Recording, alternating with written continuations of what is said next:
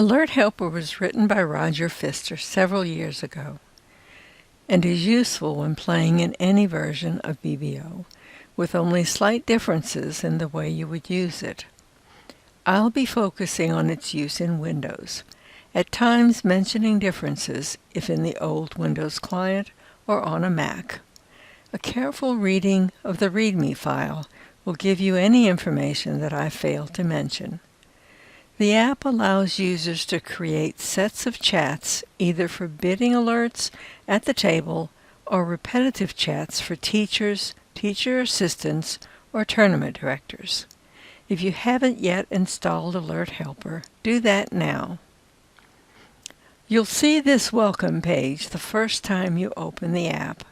I suggest you click on the README file button and read that document before attempting to change any of the chats. Let's do that now. First, I'll have to move the Alert Helper out of the way because it always stays on top. When I click on the README button, it will open that file. Everything I'm telling you in this video and more will be in this file. The first section, 10 pages, will cover how to use the app. The rest of this document covers detailed installation. Probably you'll want to read this a couple of times as you become more familiar with the program. Now that we've got the application open, let's navigate a bit in this window. The tabs at the top are the sets of demo chats that are intended as starting points for your use. I've included a variety in the hopes that you'll find some of them useful as a starting point for your own chats.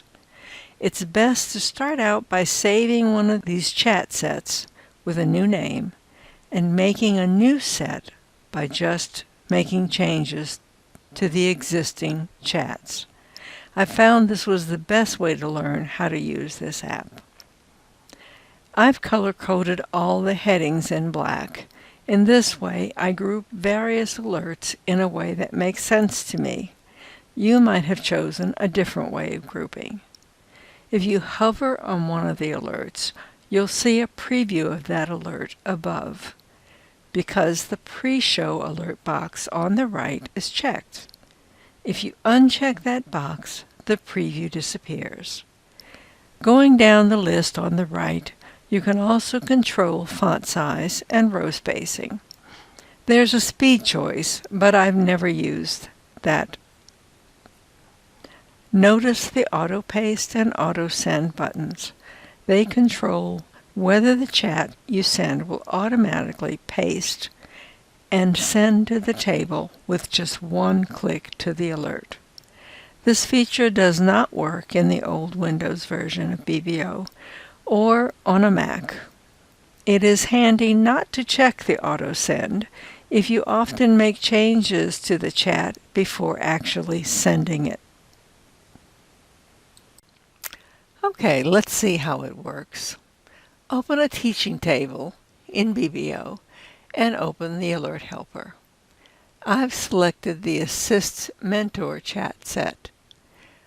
Make sure the cursor is focused in the chat box. Choose your chat and click. When both the auto paste and send boxes are selected, the message prints with one click. You choose who sees the chat by making a selection from the drop-down box to the left of the chat. If you were running a tournament, you would also see the choice to speak to all the players in the tournament. It's that easy. Okay, let's see how it works as a bidding tool. I have a set of actually two sets. One is Oliver Clark's Precision, and these are quite complex. You most likely won't be using these. But there is a partial set of chats for 2-over-1 system. It is not all-inclusive. They're in this hand, north is bidding. They have 9 points and looks like a 2-spade opening. So what you're going to do, you would click the alert button first, and the first part of the alert, put your cursor in the explain box, go to the system you want to, in openings, it's going to be 2 spades. So click on that, and your bid is there. It's copied and pasted into the spot. And now you would enter the other part of your bid, which is the spades. It has taken your alert. If you don't click the alert before you make your bid, you're not going to get the alert notification. It'll put the explanation in. Say we do this and we don't click the alert. We can still go here and get the explanation and bid 3 spades. But now what we get is, you can see it's non-forcing, but it does not show the ops that there's an alert in that bid.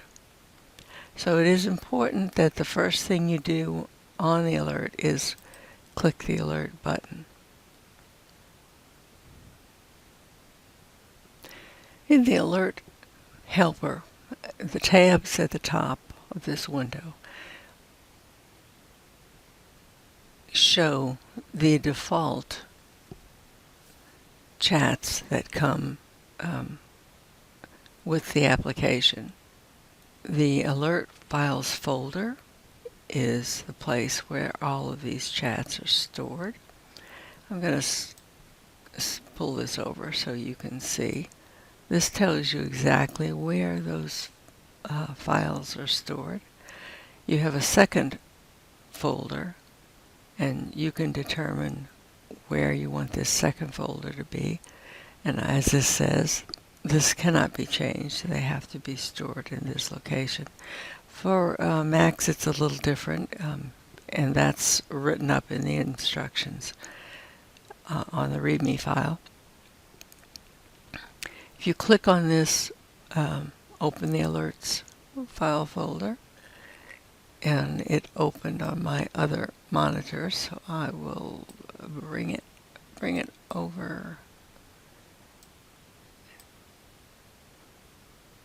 here. And because the one thing I hadn't mentioned yet is that Alert Helper always stays on top, which is what you want it to do when you're working.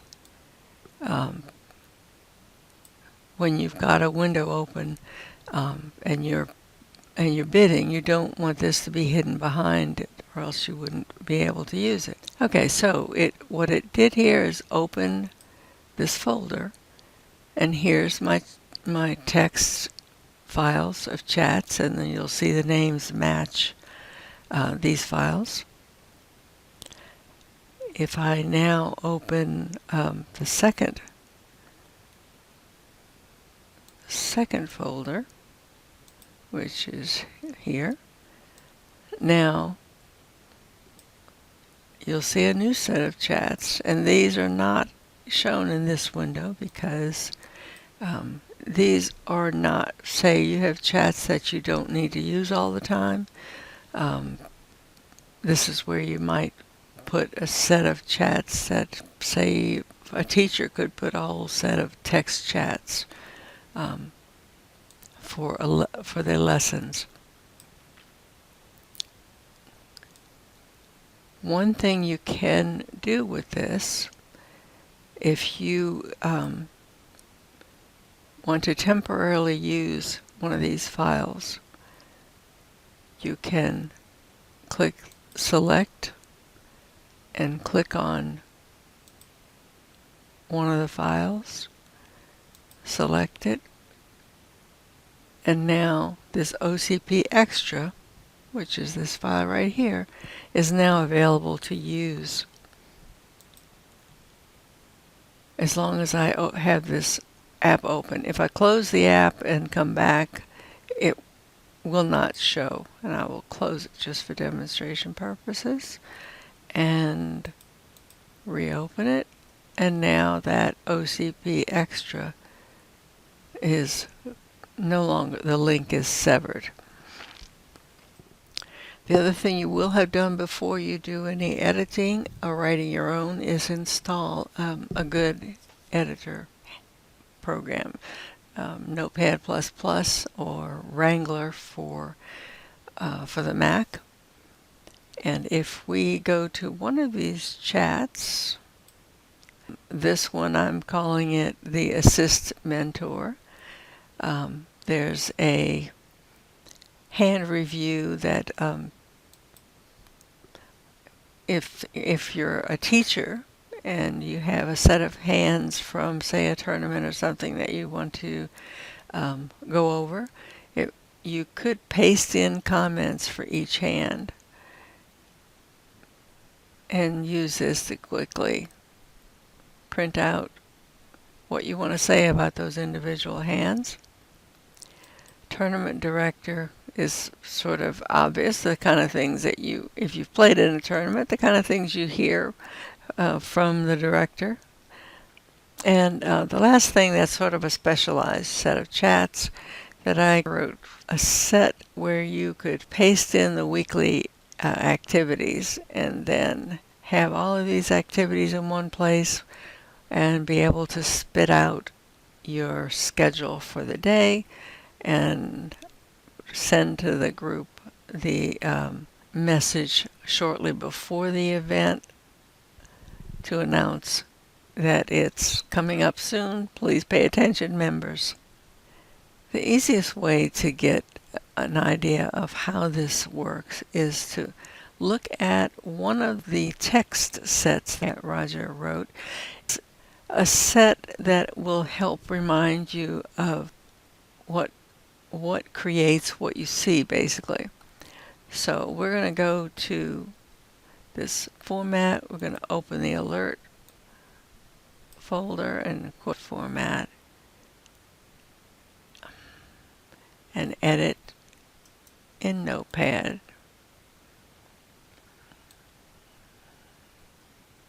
Okay, so what I'm going to do here, the top part in each of these examples is just a few little reminders, a little format reminders.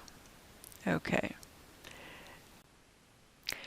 In here, I would just spend a few minutes to get a feel for what's in the file. You can see the application, the different colors, and you can compare them to the line item that you see in the file, and you can figure out what coding creates what you see. And of course, if you reread the README file, you'll understand exactly what's going on because it's written in detail in that file. I hope you find this video helpful and that you find a good use for this app. I've used it for quite a few years for both tournaments and mentoring.